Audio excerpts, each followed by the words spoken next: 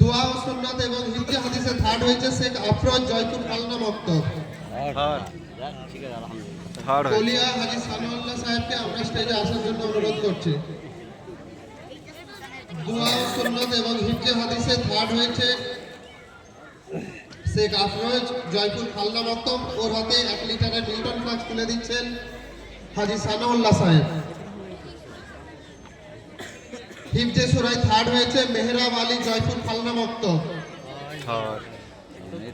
হিফজে সূরায় third হয়েছে মেহরাব আলী জয়পুর খালনা মক্তব। ওর হাতে পুরস্কার তুলে দিচ্ছেন জাহাঙ্গীর সাহেব।